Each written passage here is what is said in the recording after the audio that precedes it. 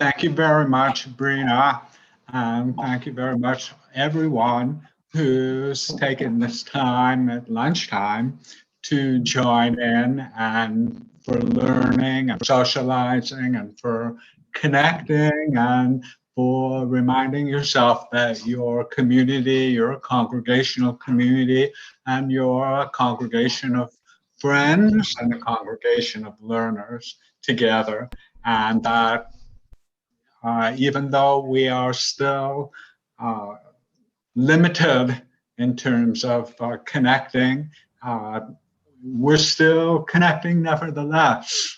And it's not social distancing, because social distancing means that we wouldn't want to have anything to do with one another. But it is still physical distancing because for safety, for our own health and self-assurance, we have to do the right thing until the time is right when we can all gather again in the same space at Har Zion or elsewhere. So here we are, and I'm also thankful not only to Brina and to all of you, but I'm also thankful to Rabbi Wise, as I always am, for giving me these opportunities and for inviting me to do this program about this very remarkable theatrical and historical event that occurred, the production of a play called A Flag is Born in New York in 1946.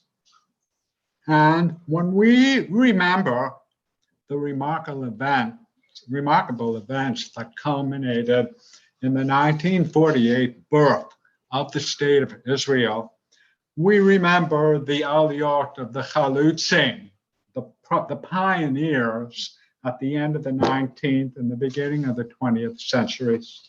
We remember Theodore Herzl and the Zionist movement.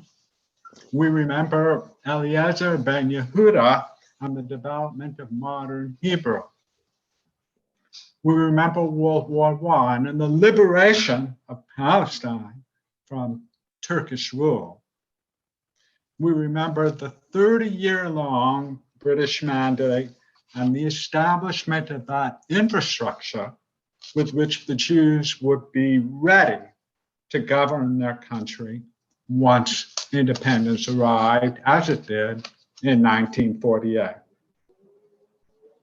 David Ben-Gurion, Chaim Weizmann, Golda Meir, among others, the political and military figures who helped to usher in the State of Israel on the remarkable day in May of 1948, when Ben-Gurion stood in front of that microphone and announced to the entire world that the dream of statehood had finally become a reality. But what many may not know is how the production of a play in New York served to galvanize American support for a Jewish homeland. And that play is called A Flag is Born, written by the renowned American journalist, author, and Academy Award-winning screenwriter Ben Hecht, with the music composed by the internationally famous German-American composer Kurt Weill. A Flag is Born was first performed on Broadway in September of 1946. It was produced by an organization called the American League for a Free Palestine, an organization whose sole purpose was to facilitate American support for the Jewish homeland and raise funds for the Zionist cause. A Flag is Born is about the post-Holocaust experiences of 3 survivors of the death camps. The elderly Tevye, played by Hollywood star Paul Mooney. His wife, Zelda, portrayed by the legendary Yiddish stage actress Celia Adler, and the young David, performed by a promising newcomer named Marlon Brando. When the play opens, the three characters, amidst a stage set consisting of Jewish headstones, are attempting to circumvent the British blockade and reach Palestine. They are on an illegal ship. Along with their memories of European Jewry that was all but exterminated, the play is a panorama of Jewish history. In one scene, Tevye encounters Israel's biblical kings, Saul, David, and Solomon.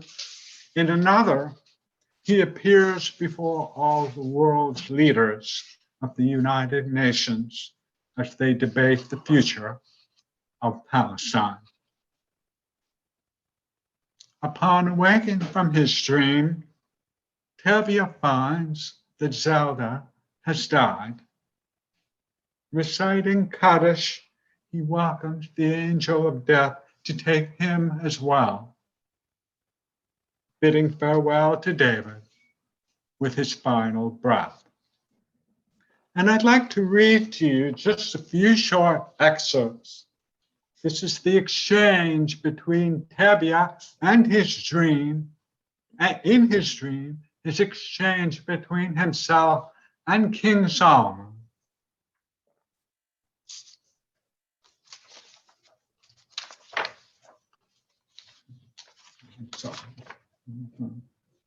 Solomon, you are in a court of God's justice. You have nothing to fear, Tevye.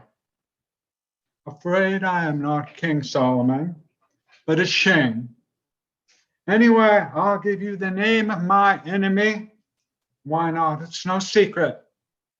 The name of my enemy is the world. The world? You mean the land in which you live? The land in which I live. The land in which I don't live. From here to there and across and around, the whole world up and down. This is what I mean. What have you done to make so great an enemy, Tevye? I am a Jew.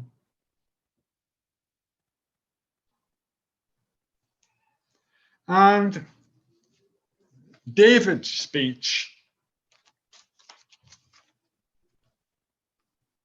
played by Marlon Brando, very young Marlon Brando, speaking to the audience. Where were you, Jews? Where were you when the killing was going on? When the 6 million were being burned and buried alive in the lime pits? Where were you? Where was your voice crying out against the slaughter? We didn't hear any voice. There was no voice. You Jews of America, you Jews of England, strong Jews, rich Jews, high up Jews, Jews of power and genius. Where was your cry of rage that could have filled the world and stopped the fires? Nowhere. Because you were ashamed to cry out as Jews. You would rather let us die than speak out as Jews. A curse on your silence, that frightened silence of Jews that made the Germans laugh as they slaughtered us. You with your Jewish hearts hidden in your American boots. You with your Jewish hearts hidden behind English accents. You let 6 million die rather than make the faux pas of seeming as a Jew.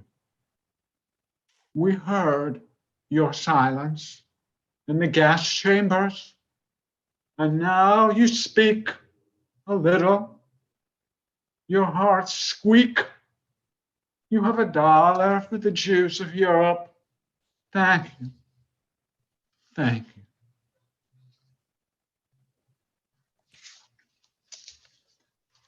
Oh, Overcome with despair, David considers suicide. But the appearance, just near the end of the play, of Jewish soldiers convinces him to join in the struggle for Israel's independence. As the play ends, and with gunfire and the Israeli anthem Hatikva in the background, David raises Tevye's talit as a makeshift Israeli flag before heading off to battle with his comrades. And here are, spoiler alert, everyone, here are the final words of the play. The soldiers speaking to David. We promise you a war against the sly and powerful robbers of England. We promise to wrest our homeland out of British claws, as the Americans once did, as the Dutch in Africa and the Irish. We promise you barricades and a loud battle cry. We promise you a war that will not be done until the dishonored flag of Israel flies white and spotless over Palestine. We promise you courage that will avenge all the Jews who have died under the grinding heel of the world.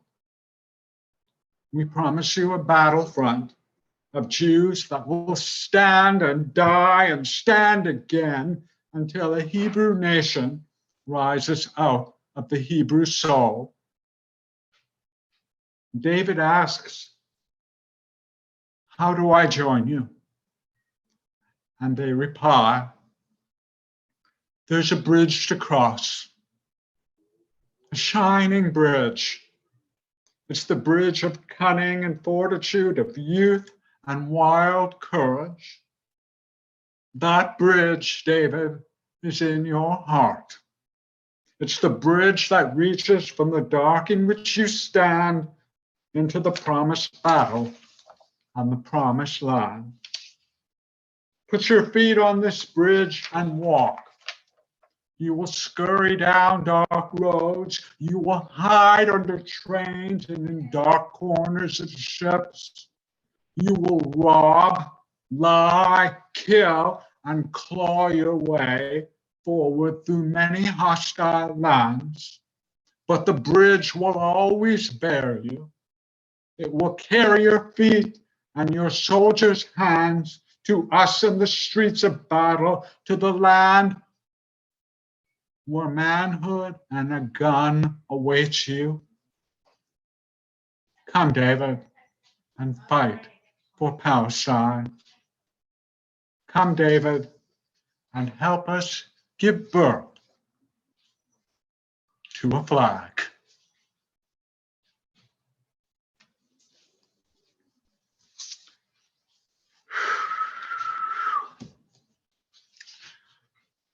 In presenting its message, A Flag is Born sought to equate the Zionists with the patriots of the American Revolution. The cover of the play's program, which Brina will bring up shortly, depicts 3 Jews carrying rifle, hoe, and flag superimposed over 3 figures of the American Revolution. Advertisements for the play use the slogan, "It's 1776 in Palestine," and cited Thomas Jefferson's words, "Resistance to tyranny is obedience to God."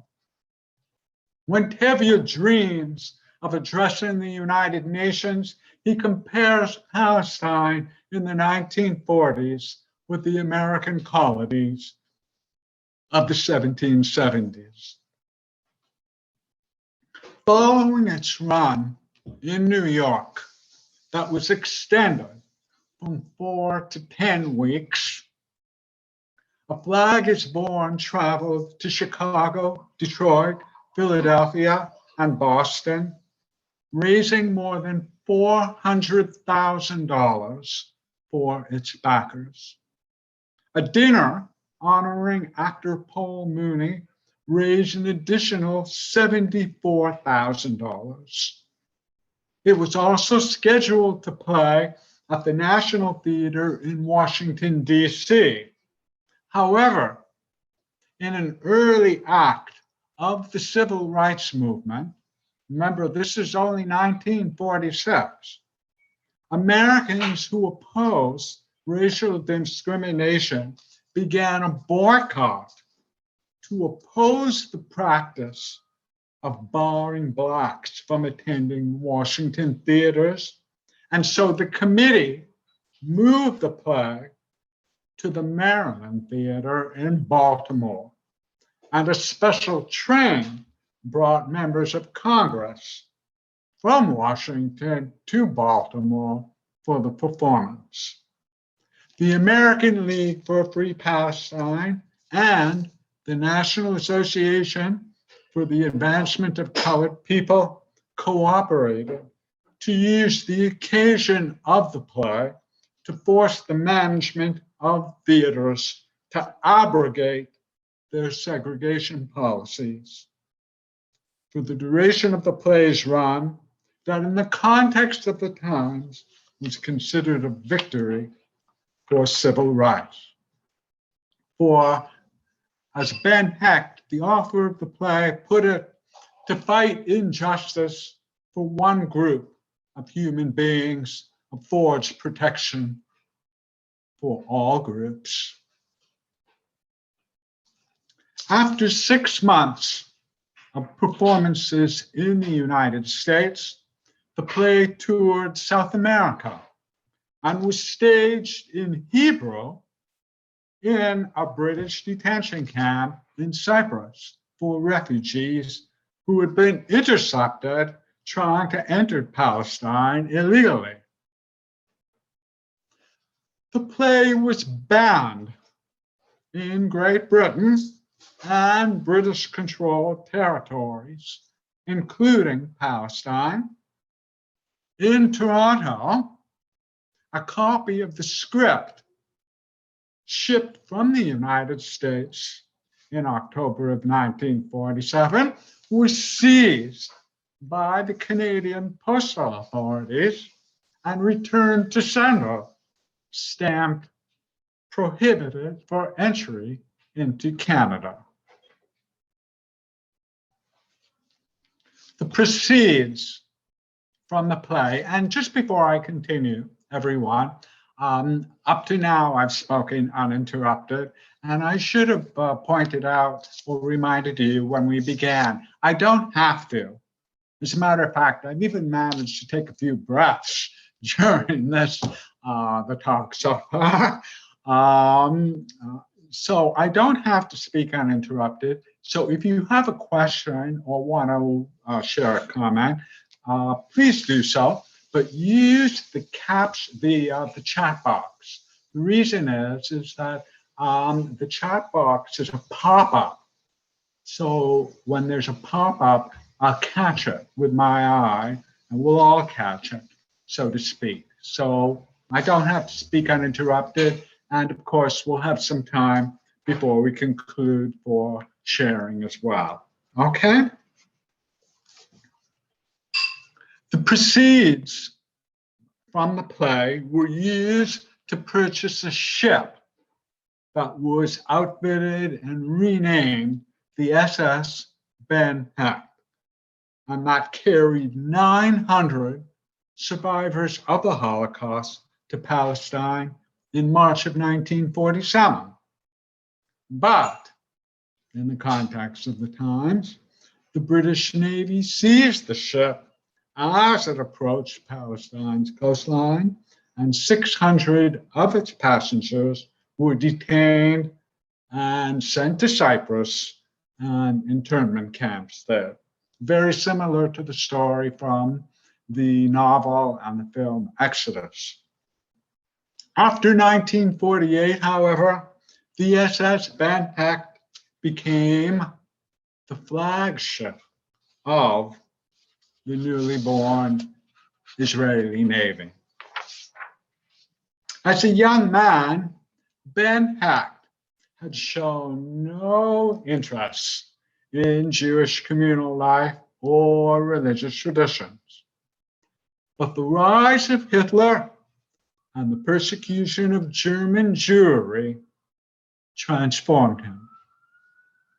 Ben Hecht wrote, "I turned into a Jew in 1939.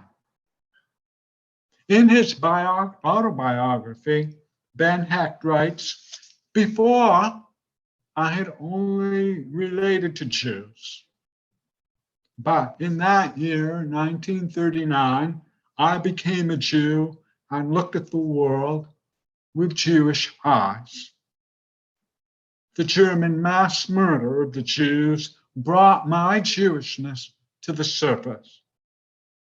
And so Ben Hecht joined the Fight for Freedom Committee, which advocated preemptive US military action to oust Hitler. And remember, in 1939, there was still a full 2 years before the United States became involved in the war. And he wrote about Hitler and the Jews in his regular newspaper columns.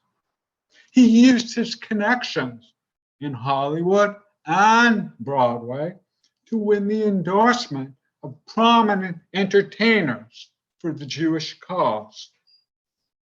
Harpo Marx, Vincent Price, Jimmy Durante, David O. Selznick, Paul Robeson, Leonard Bernstein, Perry Como, Frank Sinatra, and the former First Lady of the United States, Eleanor Roosevelt. Newspaper ads persuaded the British government to establish a Jewish brigade, which fought with distinction against Germany in early 1945. After the war, the veterans of that brigade helped smuggle Holocaust survivors to Palestine and played an important role in defending the newborn state against the invading Arab armies in 1948. Following Israel's declaration of statehood, the union representing British film theaters announced a ban on all films, and this is an awful lot of films, everyone, in which Ben Hecht had contributed. A ban that was not lifted until 1952. So any film from Hollywood that had Ben Hecht's name on it as a screenwriter, as one who contributed in any way, and there were many, was banned in Britain for 4 years. When Ben Hecht stepped on stage in 1946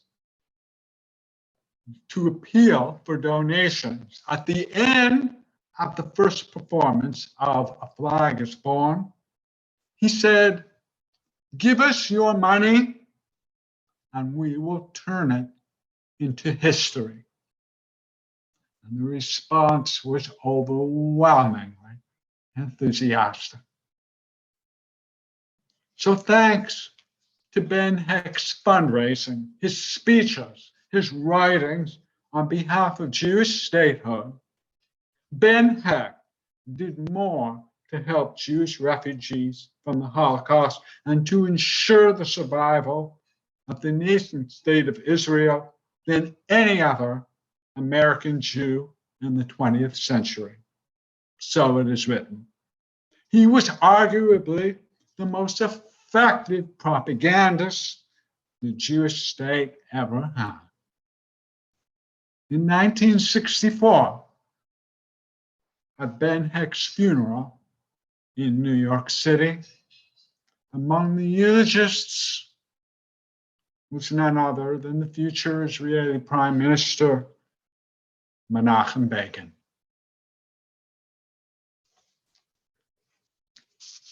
Prior to A Flag is Born, Marlon Brando had already been recognized as Broadway's most promising actor. Along with the play's entire company, he accepted only the actor's equity minimum salary so that the bulk of the proceeds from the production could go towards Zionist causes. Marlon Brando was also drawn to the play by the prospect of working with Hollywood legend Paul Mooney, whom he described as the only actor who ever moved me to leave my dressing room and watch him from the wings. So that means that, well, every other play that Marlon Brando was in before he became a film star, he stayed in his dressing room when he wasn't needed on stage. But for Paul Mooney, he went to the wings and watched him perform. For Brando, one of the most memorable parts of the play was when he delivered that impassioned speech, that heartrending speech that I shared with you earlier, criticizing the American Jewish community for failing to pressure the Roosevelt administration to rescue Jewish refugees from Hitler.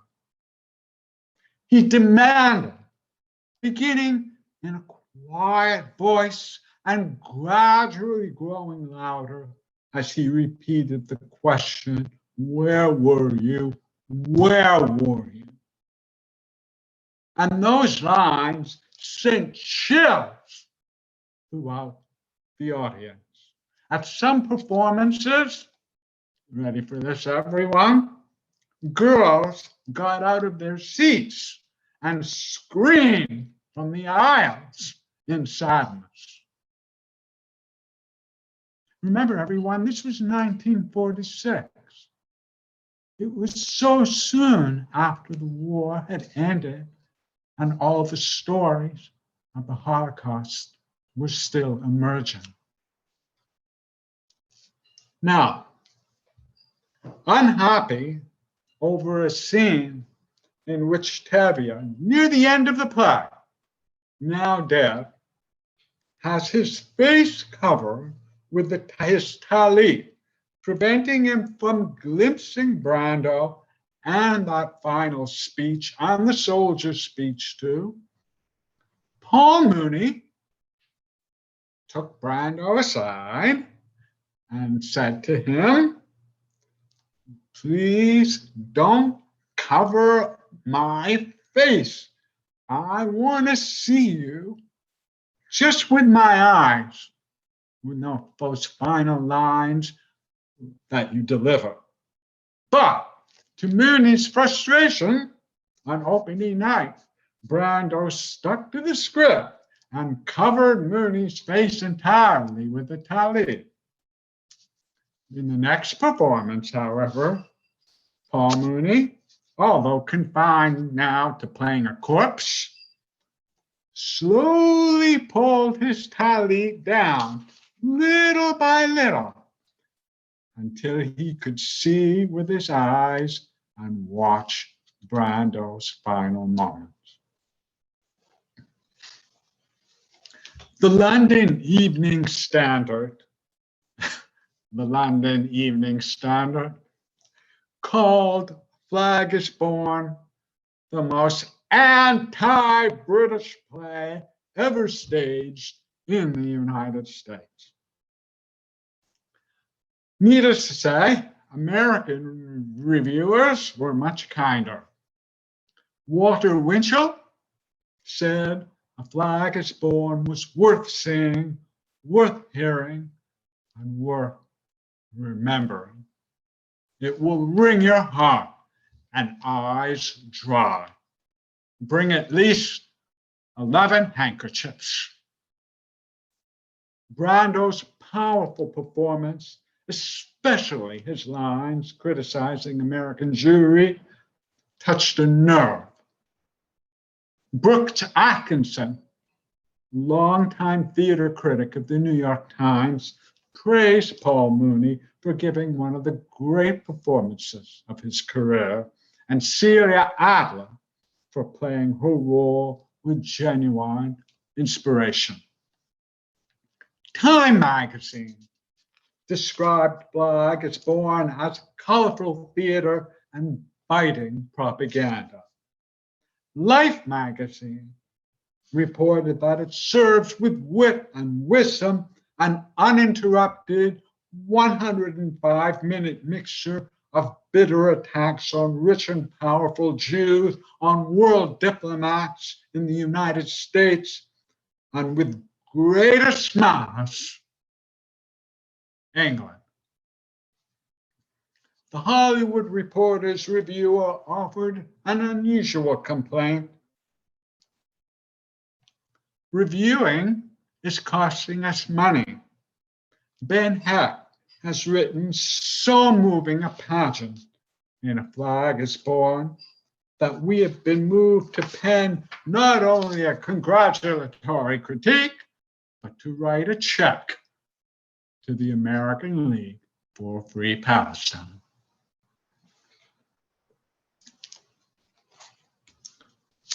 I think what we'll do now is I have a little bit more to share. I'm going to ask Brina to bring up the screen sharing items that I'll describe one at a time. Okay, Brina, can you enlarge this? I think there is a way to, you might have an icon to enlarge. Okay, let's go back to the first one. Okay, I apologize, everyone, that it's not larger. Okay, one at a time, Okay, so this is the cover of the program and the poster design for the play. You see at the top, it's red, white, and blue, okay? And you have the top, American League for Free Palestine by Ben Hecht. And you see the forefront, you have a man with a spade, a shovel, a man, someone holding the Israeli flag, and someone with a gun, a rifle. And then behind them, the three figures of the American Revolution. So the idea of creating an analogy between those two events. The establishment of Palestine and Israel and the American Revolution. Okay? Okay, next one. It's okay, These things happen. You had it, it's okay.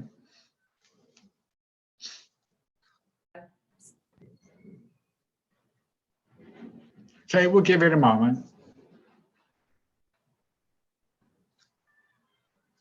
Sorry about that. Okay, so let's see the next one. I know that you'll have to read me in the chat, but my computer sometimes doesn't like to cooperate, so I apologize. I don't touch anything and it just does its own thing. Well, we all know it's not a proper program unless we have technical problems, right? Okay, all right, everyone, here is, and again, I apologize that the images are small, but here we have a scene from the play, going from left to right. We have Marlon Brando and torn jersey and ruffled hair, and that's Paul Mooney in the middle. That's Tevye. He's wearing heavy makeup, and you can see he's wrapped in talit. And that's Celia Adler, the very famous Adler Yiddish theater family.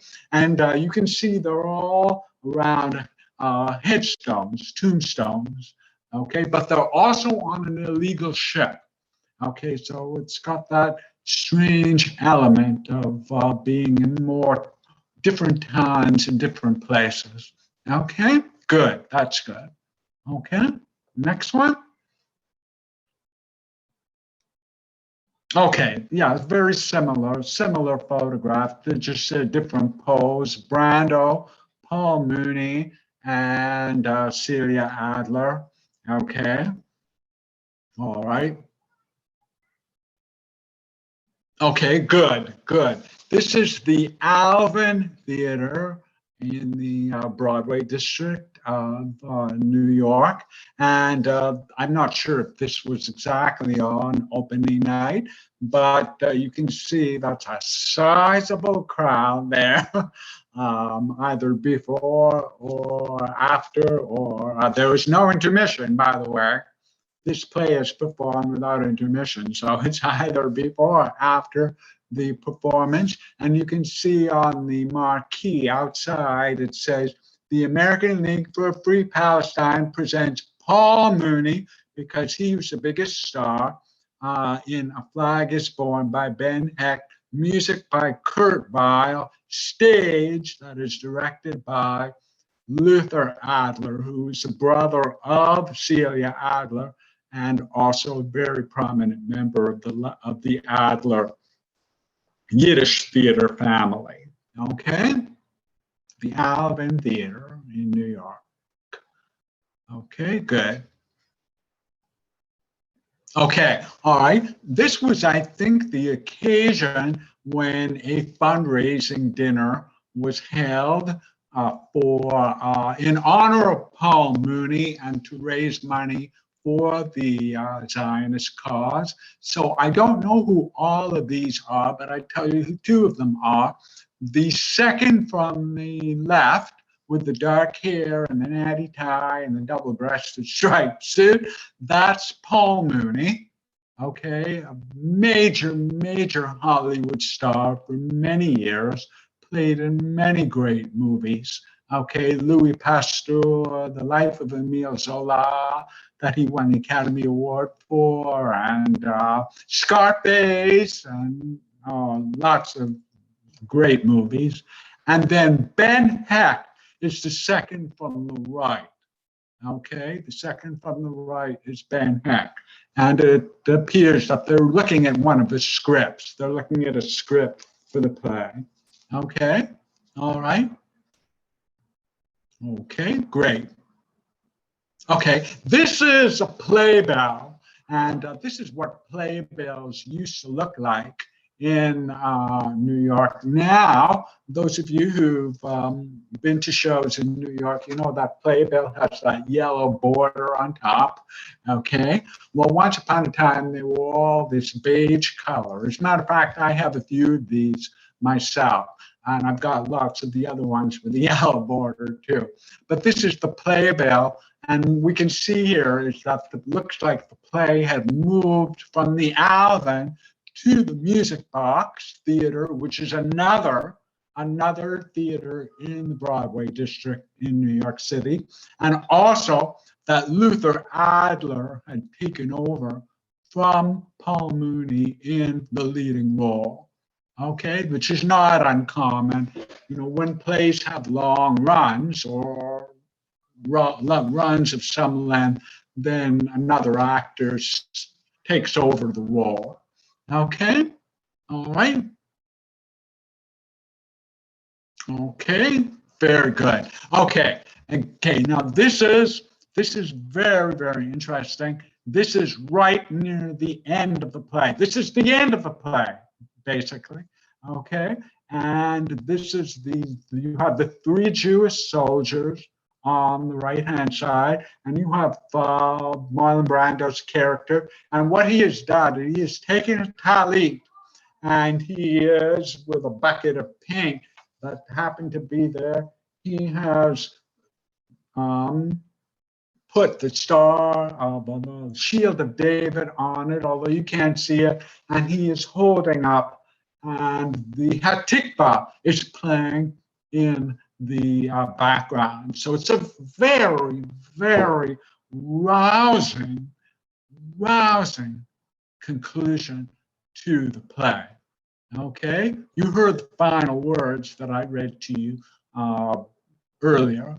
from the soldiers to David. Now, one more bit of trivia here, and I apologize again that the image is so small that you can't make it out.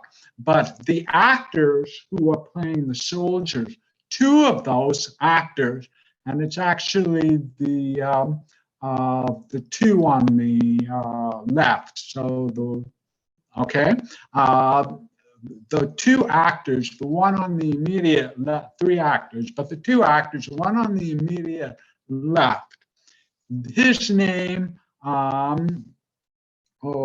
Jonathan Harris. And Jonathan Harris went on to a long acting career, including the role of Dr. Smith in that cheesy science fiction series called Lost in Space. Okay, so that's Jonathan Harris. But the actor in the middle, who's the middle Jewish soldier, a lot of you will know him. That is Stephen Hill. And Stephen Hill, that's the actor in the middle. Stephen Hill played Adam Schiff, the attorney, the district attorney for many years in Law and Order. Okay, and I'm sure a lot of you are Law and Order fans. It's hard not to be a Law and Order fan. Okay, and that's Stephen Hill, who played the boss, the district attorney, Adam Schiff, who was an Orthodox Jew, by the way. He was an Orthodox Jew. As a matter of fact, just a tiny bit of trivia here, Stephen Hill, that middle soldier, he was the original leading role in the TV show Mission Impossible. And when he was told that they had to film on Saturdays, he had to leave because he would not work on Saturdays. Okay? I don't know how much truth there is to it, but that's what I was told. That's why he had to give up the role in Mission Impossible to Peter Graves. Okay? All right. Okay, let's move forward. Okay, good. Okay, here, this is just another poster. And look at that top line up there. Oh my God. I don't know whether this is hyperbole or not. The season's dramatic thunderbolt. It's not a hit. It's not a success. It's a thunderbolt. Direct from its triumphant New York sensation. Ben Hecht's flag is born. And you see here, there's been another cast change. And another well-known Yiddish actor from the Yiddish theater, Jacob Ben Ami, had taken over the role of Tevye. Celia Adler was still playing Zelda, but Sidney Lumet, you can just see his name there, who became a very, very well-known film director, had taken over the role of David from Marlon Brando. And the New York Company of 100, and they're playing at the Studebaker Theater, which might have been in Detroit or New York or Philadelphia or Chicago or someplace else. Okay? But it was not a hit. It was a thunderbolt. Okay? That's great. That's great. Okay. Okay. All right. That's great. Now here you have one of those scenes, because you'll recall I used the word panorama to describe scenes from the play. It's a panorama of Jewish history, and it's like an epic, so to speak. Even though it's just over 100 minutes long, it's still got this epic quality to it. So here you have a scene where Tevye is addressing the members of the United Nations, pleading for their support, pleading with them, pleading with the United Nations to support that Jewish hope, that Jewish aspiration for a homeland in Palestine. Okay? All right? the flags and the members of, okay, that's great. That's good. Okay, good, good. Okay, all right. This is from, I'm not sure if it's from the Toronto newspaper, the Telegram, or the Globe and Mail, or another Canadian newspaper. But here you have Ben Hecht play Sid seditious. That means traitorous. Okay, and so a flag is born, it's banned in Canada.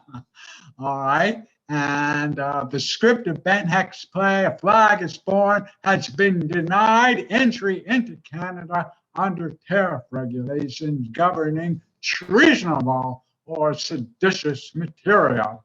An official of the Dominion Customs Department disclosed here today.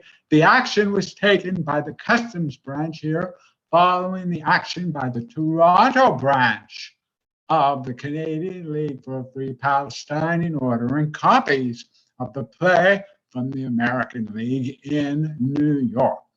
All right? Okay? All right, that's great. Okay? Okay, good. Okay, we can go back to the main page now. Okay, that's great. Thanks so much, Brina. That's great.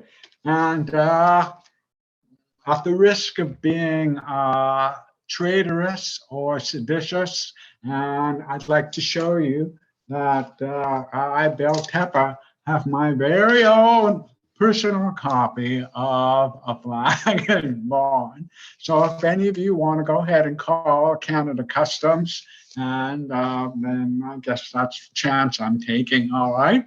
In case you're wondering, where did he get it?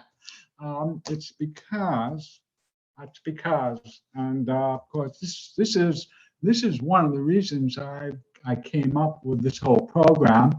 Is I've had this copy for quite some time. I have been involved, and I'm still involved, but not as much as I used to. I've been involved with community theater at Holy Blossom Temple in Toronto, and many years ago, my first life before I became a rabbi, I was very involved with them. We put on an awful lot of plays over a number of years with Jewish themes and subject matters.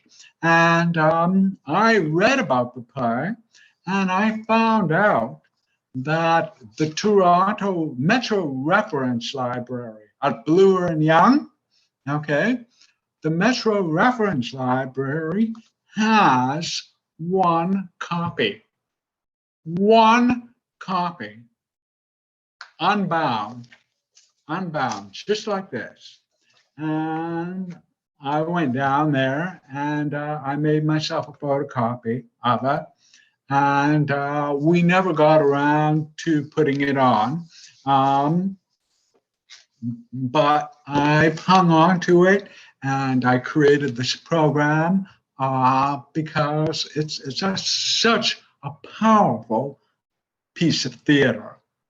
It's a remarkable piece of theater, and I haven't given up hope of someday still being part of a production of the play. And it's just really, really powerful. So now I'm being sensitive to the time here, a few more minutes and some time for some question. The impact of A Flag is Born can be measured in a number of ways. The funds made their way to Palestine to support the Jewish fight for independence and to facilitate attempts to bring Holocaust survivors to Palestine, which even when unsuccessful, and we know this from the movie and the book Exodus, helped to draw international attention to the refugees' plight. It introduced the Palestine issue in a dramatic and compelling fashion to the American public and aroused support for the Zionist cause. And it served ultimately to persuade Great Britain to withdraw which they finally did in 1948 from Palestine. This came at a time when the British government was anxious for American support, including the provision of desperately needed post-war loans for economic reconstruction. The damage that a flag is formed and similar activities inflicted on England's image abroad, coming on top of the casualties inflicted on British forces in Palestine, such as the explosion of the King David Hotel, played a role in the process that brought about London's decision to withdraw from the Holy Land and pave the way for the creation of the State of Israel. So with that, everyone, I really hope that it hasn't been information overload. Claire has a question. I'm going to go to it in the chat box. Has this play been performed more recently, and where? The answer is yes. There was a production in Washington, a Jewish community theater. I'm not sure, professional or community, like amateur, did put on the play a number of years ago. Okay. There has been no, but to my knowledge, and I keep up with my current events, to my knowledge, there has been no major revival of the play. Okay, I've Googled this play numerous times. So if there was another revival, even a community theater revival, it would have come up on a website search. So I'm not sure what the reason is. I think it may be, I hope this isn't too long an answer, Claire, but I think it might be that some theater people are put off by the propaganda element, or that it's too big, too expensive, or we're never going to get this many people, or anything like that, or it's dated, so to speak. And I don't necessarily agree with any of those. It is not data, and it is not too big, and it's more than just propaganda. I don't have to point out, even though I will anyway, how much of an imperative Israel is to you and I. Okay, there are as many different opinions and sentiments regarding Israel as there are people on this program, and Jews for that matter. We all have an opinion or feelings about Israel, and no two of them are alike, but we feel we do. And I think this play still has something to say. Brina asks, it's a brilliant presentation. Yes, and I hope it will be done in the US, and again, I hope it'll be done somewhere here in Canada too. All right, okay. Are there some other thoughts or questions? Question from Susan. I'm looking to see if it's on the. Sorry, Rabbi, if you read the chat. Yeah, I'm looking in my chat box right now. Okay, so in the. Let me see if I can find it. Can you see? Oh, that question was from Susan. Oh, okay. Okay. All right. I said I don't think there are obstacles. I mean, there are those who say that it's old hat, but I don't believe that. Okay. Okay, Judith Ross. Judith. Her two brothers made Aliyah, and her home was filled with Zionist hopeful. And I remember them talking about this play. I remember their anger when the play was not allowed in Canada. Oh my goodness. Oh, Judith, thank you so much for sharing. So you've heard about this play before then. Oh, thank you so much for sharing. Oh, that's great. That's great. Wow, that's something. My brothers were member of Shemer Sayer,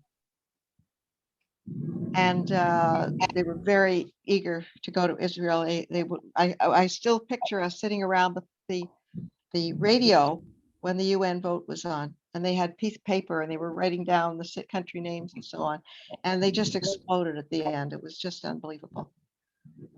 It was wonderful. Yeah. Very exciting. Yeah. Yeah. Yeah. Right. Right. I can barely remember. I was a young fellow, but I can just barely remember the 6 Day War. Oh, Actually, I remember more about the outcomes and the aftermath and all that elation following the 6 Day War. And I was also quite young, but I do have some dim memories, some memories of the Yom Kippur War. well, you're much What younger than happened me. actually is that the year after the Yom Kippur War, I wanted to go to Israel for the first time. I was 16, and I wanted to go to Israel to go to a kibbutz for the summer. And it had only been a year since the Yom Kippur War, and my mother begged me. She begged me to wait another year. I said to her, "What's the difference? What difference is a year gonna make?" But okay, I'll wait a year. So I went in 1975. That was my first time, and I went to a kibbutz, and I was there for the summer. And I traveled, and I've been back a number of times. Not enough times. Okay, if you know what I mean. Are there some other thoughts or questions?